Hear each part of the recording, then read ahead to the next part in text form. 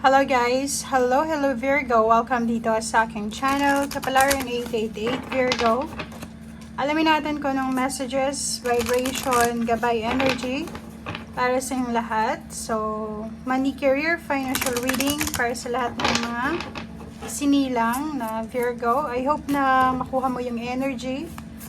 Kung bago ka pala sa channel ko, please like, share, and subscribe. Pakipress ang notification bell button para maging updated ka sa mga videos na ina-upload ko. Okay. So, Virgo, meron kang dalawang baraha dito na lumabas para sa'yo sa usaping pera. Ang una is, maghintay ka daw. So, posibleng may hinihintay ka, lalo na sa usaping salapi. So, pwedeng trabaho siya, negosyo, or pagkakakitaan. And sinasabi sa'yo dito na wag kang, so since it's for the month of October siya, sinasabi na wag kang masyadong magmadali. Okay, don't rush into action right now. Okay?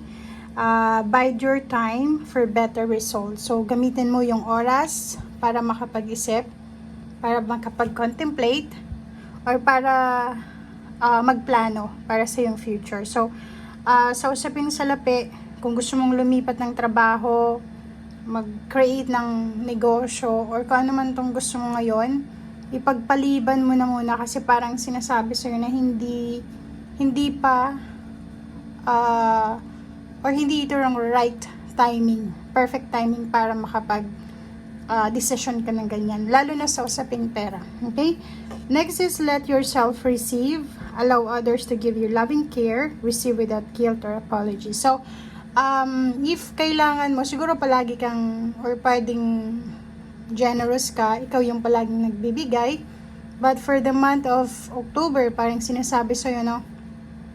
If ever na ikaw yung may kailangan, pwede kang, ikaw naman yung mag-request ng tulong, humingi ng tulong, or pwede ikaw naman yung or tumanggap ng kung anumang assistance or tulong from someone or sa ibang tao. Okay? Okay. I hope na nakikita nyo guys, ha?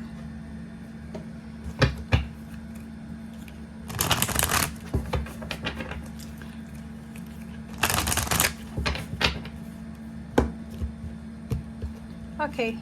Here we go. Wow. So, yun. If ever man na nandito ka sa sitwasyon na ganito, all tied up, kasi yun eh, 'di ba? Ang dami-dami mong gustong gawin. Pwedeng yung iba sa inyo gustong lumipat ng tirahan, gustong lumipat ng trabaho, gustong madagdagan yung income, gustong bumalik sa dati, gusto nyong subukan yung bagay na hindi nyo pa nagagawa, parang ganyan yung mga gusto nyong gawin. But all tied up ka sa ngayon, so pwedeng gusto mong pumunta ng ibang bansa pero hindi ka pa ready kasi financially wala ka pang tustos sa yung mga pangangailangan sa mga papers, documents, connection, wala ka pang ganun. So, etong all tied up na to is parang medyo stagnant siya. So, if ever eto yung situation mo, sinasabi ng baraha, huwag kang masyadong mag-alala. Maghintay, matutong maging mapasensya, dahil eto yung parating sa'yo, Victory 2810. So, sinasabi sa'yo dito na kung ano man tong hinihintay mo, ay posibleng darating sa'yo.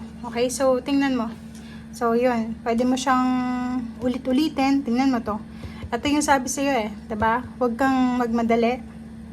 Ano man ang inaalala mo sa ngayon, nag-aalala ka financially, may victory, may success, may 2 plus 8, 10, completion, development, progress, growth na mangyayari sa'yo. Pwedeng, habang nanonood ka ngayon, on the way na siya, 'di ba? Yung parang gano'n na hindi mo ini-expect na mangyayari 'yon. And yun na nga, be patient guys, kasi yun yung pinaka sandata mo sa ngayon is yung mapasensya. Yung wag masyadong aggressive sa pagdedesisyon, paggagastos ng pera. Make sure din na kung may konti ka na salapi, ipunin mo. Okay? So, bawasan mo yung overspending. Bawasan talaga. Kasi, para matulungan mo mismo yung sarili mo. 'Di ba? Kasi kung kailangan mo ngayon ng lump sum of money, ikaw lang yung makaka resolve niyan. by asking someone, or pwedeng maglo-loan ka sa bangko, may bebenta, or kung ano pa man. O, tingnan mo. So, nakikita natin dito na may 8 of Swords ka, and then 4 of Swords. So, yung restrictions, etong all tied up na to, eto siya, na parang naka-attach ka, 'di ba?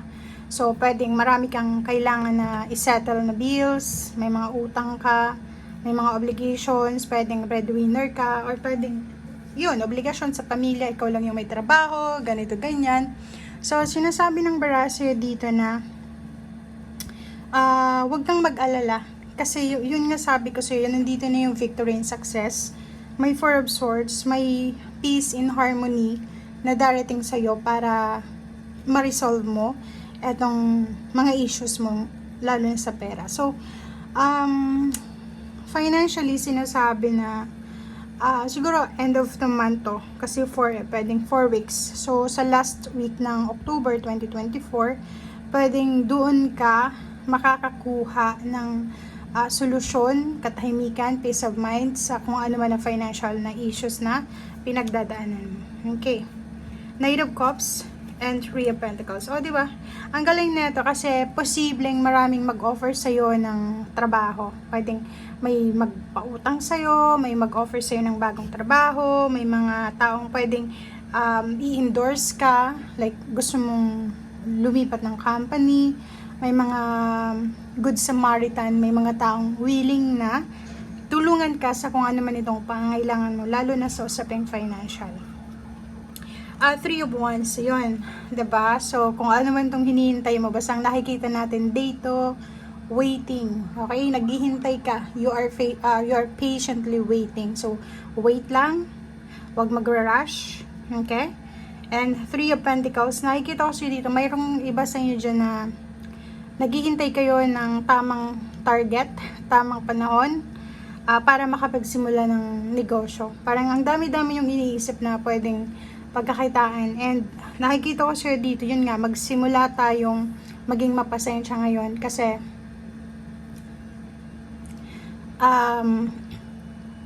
sinasabi nga dito na kailangan mong maghintay, okay?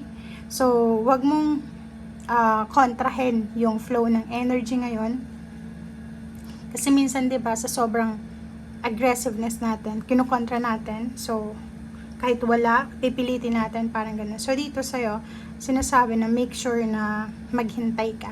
Okay, yun lang.